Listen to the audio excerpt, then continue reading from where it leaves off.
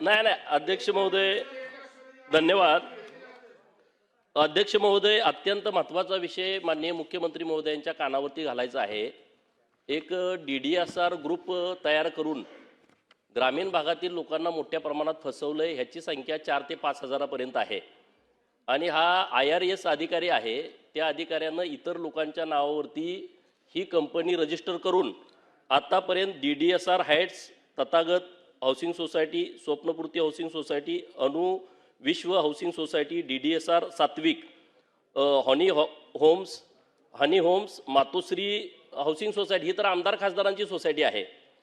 मैत्री housing society Kalmoli, Mumbai Ajinkya housing society, Maitri Sanpada, DDSR heritage, कलाकार पत्रकार housing society, DDSR dreamwood, DDSR pride, नंतर DDSR Anuparv, Jay Shrikrishna, DDSR Lakshmi, riverside, अशा जवळजवळ 18 सोसायट्या आणि काही प्लॉट्स घेऊन लोकांना फ्लॅट देतो, कमी दरात देतो, अशा पद्धतीनं लोकांच्याकडून इन्व्हेस्टमेंट घेतलेली आहे. परंतु अजून बिल्डिंगचं कामच नाही. 2 ते 3 हजार कोटी रुपये हे इन्व्हेस्टरकडून गोळा केलेले आहेत. लोकांच्याकडून त्याच्या बुकिंग घेतलेल्या आहेत. आणि याच्या संदर्भामध्ये लोकांच्या बऱ्याच माझ्याकडे तक्रारी आल्या, पण हा IRS अधिकारी असल्यामुळं लोक याबाबत घाबरत आहेत. आणि म्हणून माननीय मुख्यमंत्री महोदयांच्याकडे माझी विनंती आहे, याच्याबद्दल काहीतरी सूचना सिडकोला पण दिल्या पाहिजेत.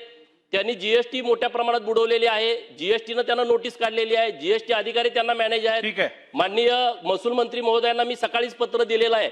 एक त्यांना नोटीस तिथले जे अधिकारी आहेत, तहसीलदार माननीय ठाणेचे दत्तात्रय बेंडे, यांनी काही ब्राचचा त्यांना दंड पण केलेला आहे, पण भरून घेतलेला नाही. हे सगळं प्रकरण हे 2000 कोटीच्या वर जातंय.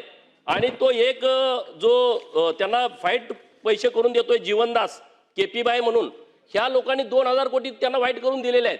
लोकांची फसवणूक आहे. 2025 ला 2026 ला फ्लॅट त्यांना ताब्यात देतो म्हटले होते, एकालाही फ्लॅट ताब्यात दिलेला नाही. सन्माननीय गोपीचंद पडळकरांनी अतिशय गंभीर अशा प्रकारची माहिती या सभागृहात दिली आहे. सदस्याने दिलेली माहिती खरी समजून त्याच्यावर कारवाई करण्याची या सभागृहाची पद्धत आहे. त्यामुळे त्यांची माहिती ही प्राप्त करून घेऊन जॉईंट CP लेवलच्या वरिष्ठ अधिकाऱ्याकडनं त्या संदर्भातली चौकशी करण्यात